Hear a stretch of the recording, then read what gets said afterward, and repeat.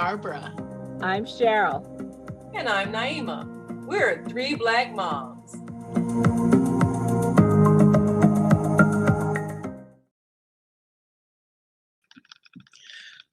Parties and birthday parties were so easy when my kids were small. I would organize some kind of activity, and the parties would go a couple of hours and they would be fine. When they became teenagers, those kind of parties got pretty interesting. I remember for my children when they were teens. I was there, they were having a bunch of friends over from their 8th grade class. Everything went fine. A couple of moms actually stopped by to make sure that there was going to be an adult present. And of course, both my husband and I were there to supervise. But what happens when your kids get older, 16, 17, 18, 19, and they start going to parties at other people's houses?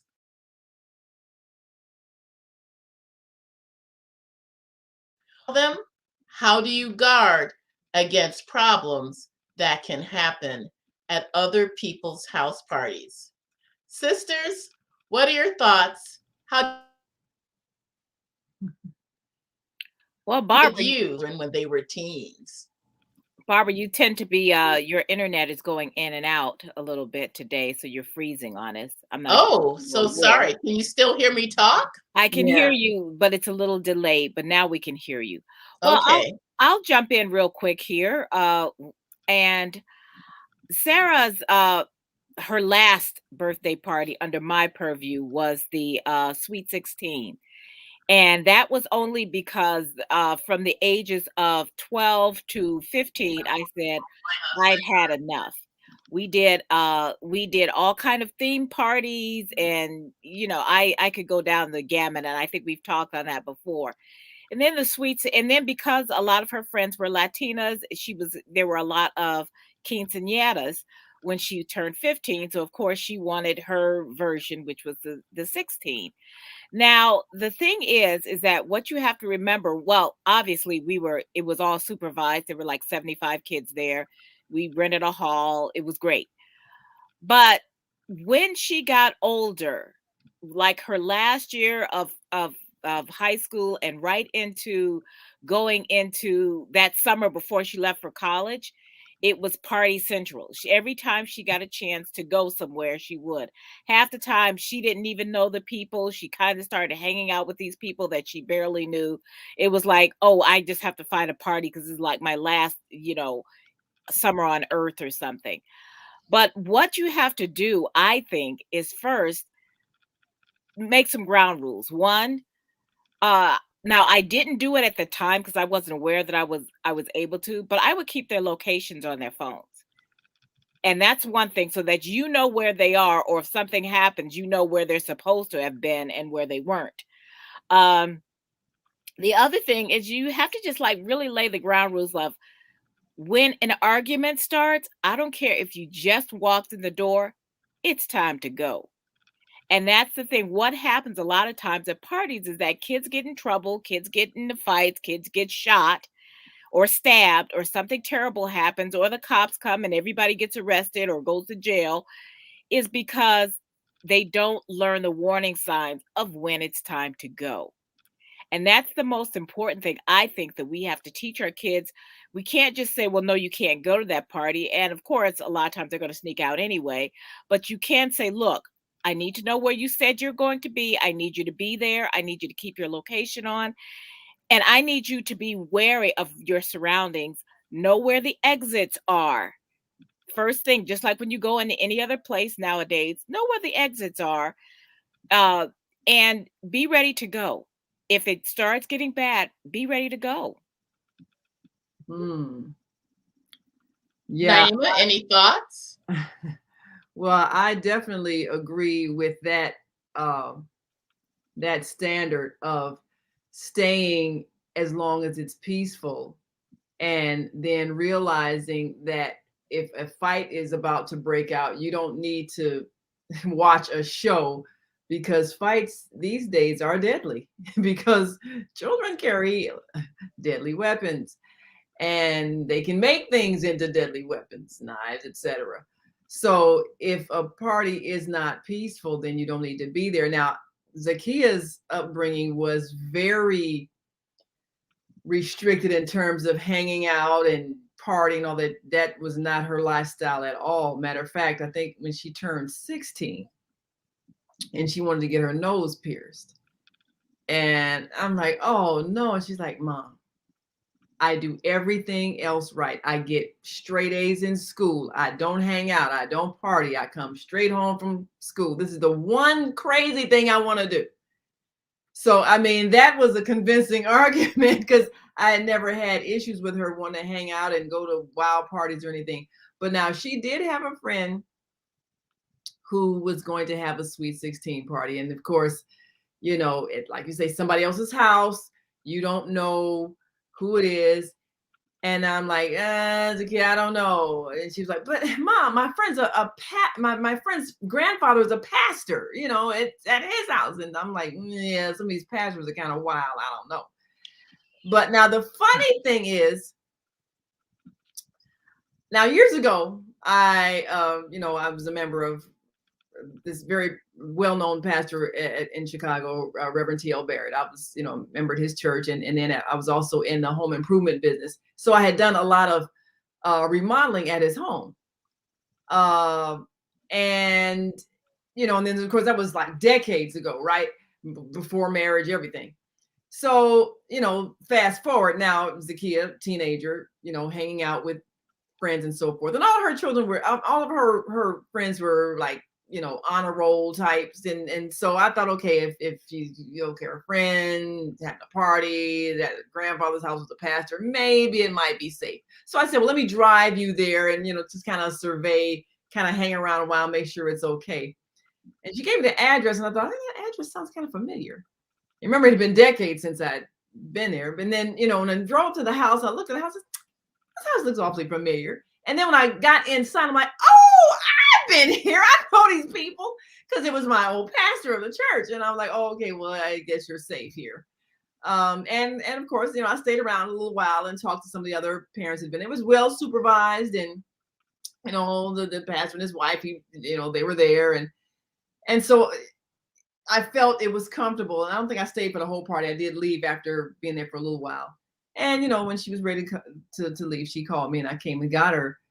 I think that's probably the only time in her teen years that I can remember that she went to someone else's house for a party. Because, I just didn't trust anybody else's standards because I know people drink, smoke, everything else, fight, all that kind of stuff. But now one party that she did go to at her high school, and I thought that was going to be safe. She went to King College Prep, and I think they had homecoming. And so she convinced me to let her go to that. But, something told me to come and get her kind of early before it was over with. And I called and said, well, are you about ready to go? And she said, yeah, you can come get me now. I thought she was going to be, no, I don't want to go. But then when I got there, she was like, yeah, I'm glad you came early. A fight it broke out. And, I'm like, oh my goodness, a high school party at the school and a fight breaks out.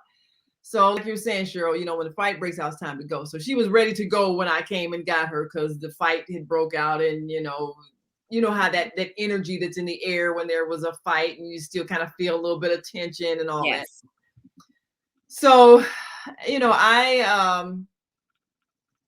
I'm glad that I didn't really have to deal with that a lot because she wasn't the want to go out to a wild party kind of teenager. And whatever partying she did in college, it was okay because she'd already passed that point in her maturity of needing to be around people who were drinking or any other thing. That just wasn't her thing. So I'm glad of that. But I do think it's important for you to know who your children's friends are. Who are they choosing? And if you see them choosing people who like to do risky things, kind of, look into that. Why are you choosing these people? One of the greatest things that happened to me while the kid was in high school, after her first semester, And she got a couple of A's, couple of B's, maybe one C, and she's like, oh, I gotta study, and she come rushing in and getting her books out and reading everything. And I'm like, okay, what's oh, my report card. I mean, I got a couple of B's and a C, and oh, all my friends, they getting straight A's. I gotta keep up. and one of her best friends was that same girl who had the party, valedictorian, and all her other friends, first, second, third in her class. So she was running with the smart children, the ones who were top of the class and in activities and stuff like that. But that was her standard of friends that she chose, and for that I'm very grateful, because they weren't the type to do self-destructive things. And so I didn't really have to monitor her as a teenager, because that just wasn't what she wanted to do. She wanted to hang with the children who felt like they had a future and they were going somewhere and they didn't want to mess it up. However, you were lucky. To a certain extent, I found out a lot later that there were a lot of things that my daughter did that she knew I wouldn't have approved of.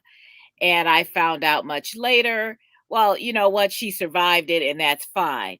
But understand that sometimes your kids are going to keep things from you. Oh yeah. They're not going to let you meet the wild friends because they know. And you're not. So I would just suggest that you make it clear that the more important thing is for them to be safe. Now, there was a time, and Sarah was about, I want to say 15, and there was a guy, and there was going to be this boy and girl sleepover. He had left the school.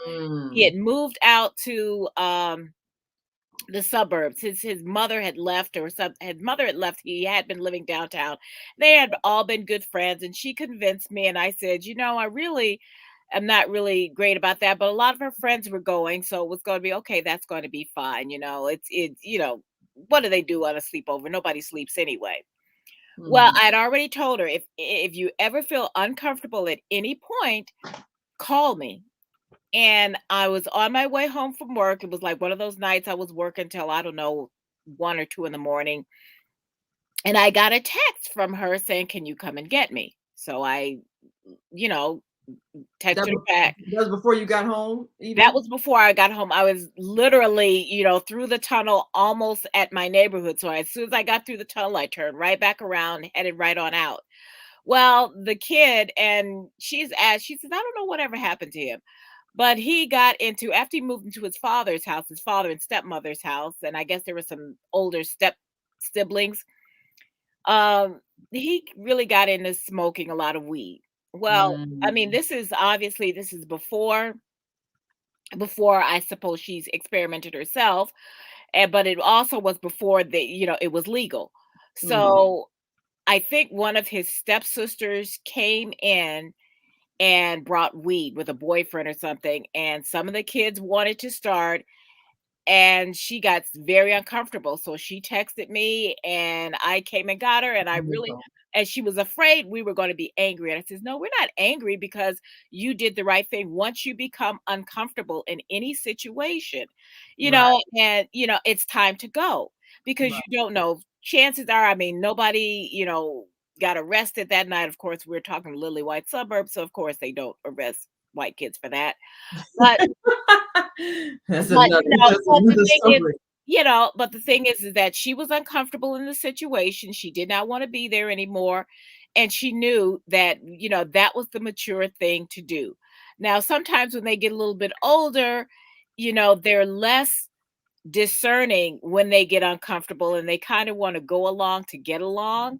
Yeah. So you have to really keep drilling that into their heads, that even if they're the ones that are drunk, and this has never happened to me, but even if they're the ones who have had too much to drink, and they're supposed to be driving, or they're supposed to be with someone who was driving who had too much to drink, that you will not be upset if they call, and now of course there's Lyft and Uber. So you could always say, well, you know what, if you're with somebody and you don't feel like that they're, good to drive, and or whatever, call me, call your dad, call a Lyft, call an Uber, call somebody, but don't get in the car with a drunken driver.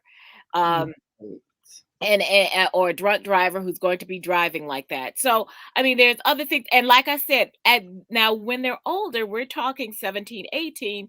So a lot of times they're going to be a lot less discerning than they would have been when they're 15, and so they're thinking, oh, I think that person's okay. And you have to keep saying to them, if you are worried at all, listen to that little voice in your head that's telling you don't get in the car.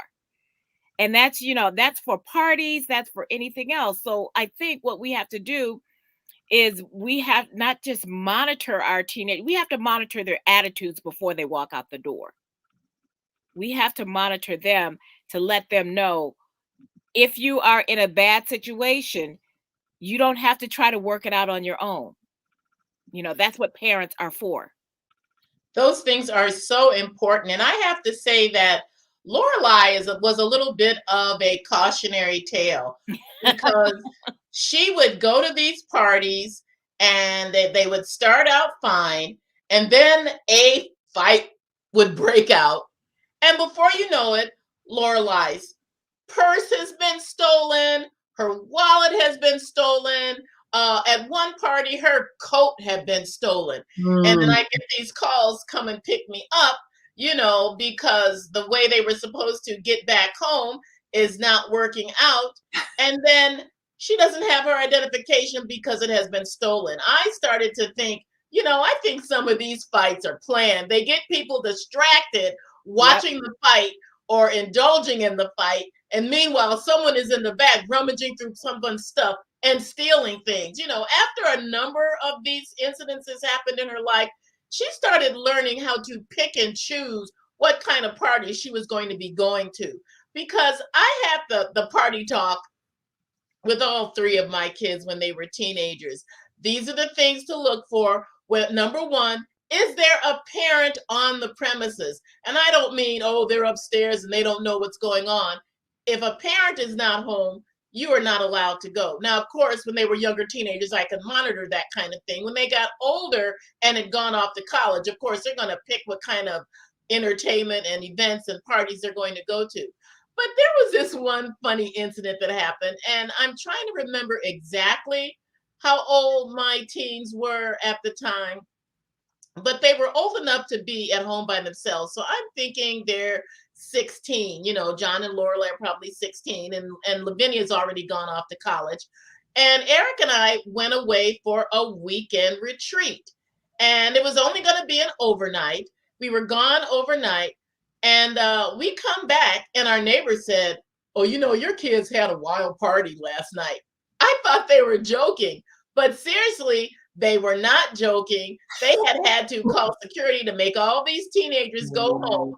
I had given Lorelai a huge order of chicken wings that she was supposed to take to her girls' Bible study, but she didn't go. She had a party, and there were pop cans all up and down the stairwell, and chicken bones scattered around because she had a party. And I was like, okay, I obviously I cannot leave you guys alone overnight because you took those chicken wings and you had a party. So they did not learn really how to discern what were good parties and what were parties on the edge until they were much older. They had some occasions where fights would break out and people's stuff would be stolen. Yeah, that's kind of hard. You can't really blame anybody when your children are the ones that had the party.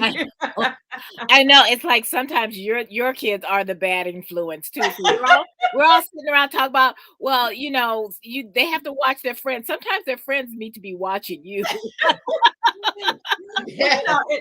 So that's the thing, if your kids are constantly getting into something, no shade on Lorelai, but I even told her myself, like, you need to find better friends, because if your stuff gets stolen more than once, I'm sorry, I'm not hanging with you anymore. We ain't going obviously you are dangerous in dangerous company. You go somewhere and your stuff gets stolen.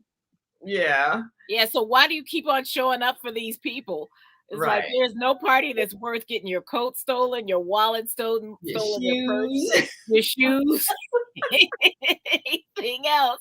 So yeah, so that's the thing is that when we talk about monitoring our teens, sometimes we have to realize that it's our teens that might be the problem. And it's so easy to be in the company of people that can convince you that what they're about to do is something fun. Yes. I mean, and this happened before Zakiya was a teenager. So I think she was like 6th grade, and she had a sleepover with some friends. And then they were gonna go outside and play hide and seek or something. And someone came up with the brilliant idea to hide in the trunk of the car. Oh, And I just happened to catch them as they were closing the trunk door on themselves. And I'm like, what are you doing? Oh, we're playing hide and seek. I'm like, oh no, You're you're playing not. you're playing suffocation and found dead Yes. the next day. I mean, I was so horrified. And I thought if I had not happened to look out the window, I would never have known where they went. I would never have thought to check the car by the time I found the bodies. I mean, just all these horrid thoughts came to my and I'm like, Zakiya, what were you thinking? She said, oh, I don't know. I just didn't think. No, you didn't think. now I know that we are talking about teenagers, but here is also an important cautionary tale to know what your children are doing even when they are younger. And I will tell you a couple of similar scary stories. My friend, and this is when her child was probably about 4, maybe even 5. So that means that I didn't have any kids yet. So I'm relating her story. And she was in the laundry room, something told her to go upstairs and check on Justin. She said she doesn't even know why or where this came from. She went upstairs, and in the dorm where the kids were playing, they were playing hangman, only they had a noose, and they had the noose around her son's neck, and he was on the top bunk, and they were telling him to jump off. She had a heart attack coming in the door, witnessing this scene. Now, I had another friend with a similar story who felt like the Lord was speaking to him. He's at work, and the Lord told him, go home and get your son. And he thought, where is that coming from? But it kept persisting. Yeah. So he goes home and he asked his wife, where is Liam? And she's like, oh, they're out in the backyard, playing fort or something. They were playing pirate, and he was out on a high limb of a tree about to jump off because he was walking the plank, or he would have been killed or broken a leg. And he just said, that was the Lord that told. He's like, Liam, get down from there right now, and this is totally out of the blue in the middle of the day. And so that is another warning. Sometimes you do have that little voice that will tell you to go check on your kids. Young ones, teenagers. Sometimes Middle there schoolers. is just this inkling of something's not quite right. And you don't always know what it is, but go follow it up. Because you don't know what your kids are doing all the time. Yes. I mean, though that's, listen to the Spirit telling you to check on somebody, call somebody. I mean, even if it doesn't make any sense, do it. And you also kind of have to make sure, because Sarah once had a sleepover with a girl that she was in gymnastics with. Now, I don't even think she knew this girl this well, but this girl just kept on bugging her. Please, can we have a sleepover? Da, da, da, da, da. And my whole thing is like, you don't sleep some people, they don't have their kids sleep at anybody's house. And I can respect that, but she used to have sleepovers. I always met the parents. I always made sure that the parents knew me, knew everything. And so I talked to the mother, and she said, yeah, it's going to be fine, and turns out the mother did not even stay there. I Mm. dropped her off, and I guess the mother went out and went to the Cape with her boyfriend Ooh. that night, and she didn't mention that, and the grandmother was there, but she hadn't told me that. And so sometime and there was and that was the second time that had happened with a different person who the mother had they had wanted a sleepover, and I think Sarah was like in 7th or 8th grade, so she was old enough. And what happened is the mother left and she went somewhere, and Sarah and the other girl who was sleeping over at this girl's house, I don't know. I'm still to this day don't know what exactly happened, but the mother never came back home. So the other girl called her father, and they lived real close, and they had talked to me. And so she ended up going over to the other girl's house. The father went and picked them up, and I picked her up the next day from the second girl's house. And so sometimes if you allow them to do that, I mean, it's your prerogative. You say my kids ain't sleeping anywhere, that's cool too. But if you decide, yeah, you can have them, call and check up on them in the middle of the night. Say, you know what, before you go to bed, I want you to give me a call and let me know that everything's okay. Because I did not know until the next day for this one mother who went to the Cape with her boyfriend that she had never showed up, that she never came That's home. pretty She didn't awful. mention when she talked to me that she was not going to be there. In fact, she made it clear that she was going to be there. Everything was going to be fine. So I don't care if it was a last minute thing or what, but the thing is that she lied. Yeah, And I never other allowed, parents. I never, and that was the part I said, you know what, you I wouldn't even let her really be friends with this girl anymore because Sarah was upset, and I just never said anything That else is about so her. irresponsible. And then the girl had the nerve to ask her again. I said, "You will never sleep over there again." I mean, it's like I'm not going to even let you drive by the house. So, so so you have to understand that it's not just kids that are irresponsible. Sometimes you're dealing with really, really bad parents and really irresponsible adults.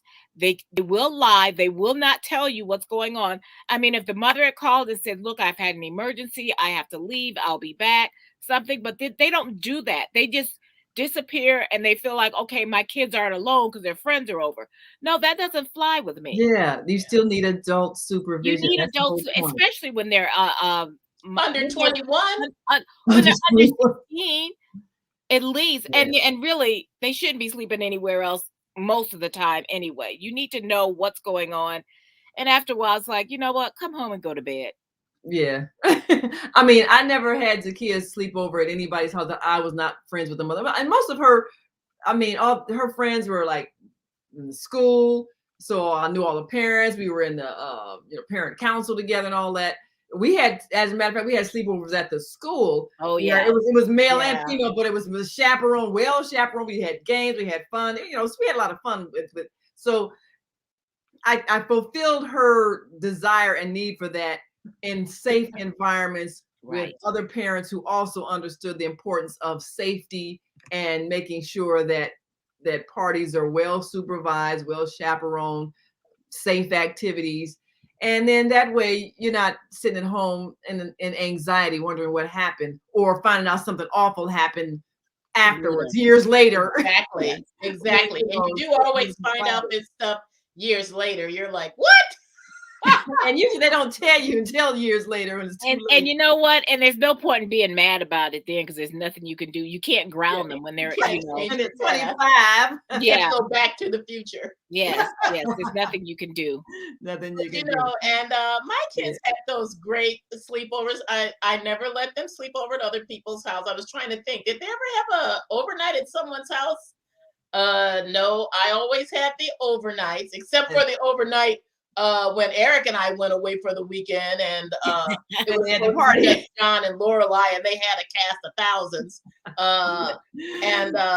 Yeah. But for that one thing, but they would have those overnight sleepovers at the church where they had games, movies, Yeah. food, and those kind of things were well supervised, as you said, Naima, because Yeah. you had parents involved Yeah. and other people that were part of the children's teenage youth group Yeah. ministry that were handling those things. And that's when you know it's safe. Anyway, we got to go. But I guess the lesson is to make sure that your children's parties, your teenagers' parties, anybody's parties are well supervised. Well And supervised. you know the parents involved, and you trust the friends of that your children have chosen if they're going to be sleeping over at someone's house, and you check up on them anyway before the night is over just to make sure everything's okay. So we've got to go. Make sure you follow us on Facebook and subscribe to our YouTube channel, 3 Black Moms. I'm Naima. I'm Cheryl. I'm Barbara. We are 3 Black Moms. Bye.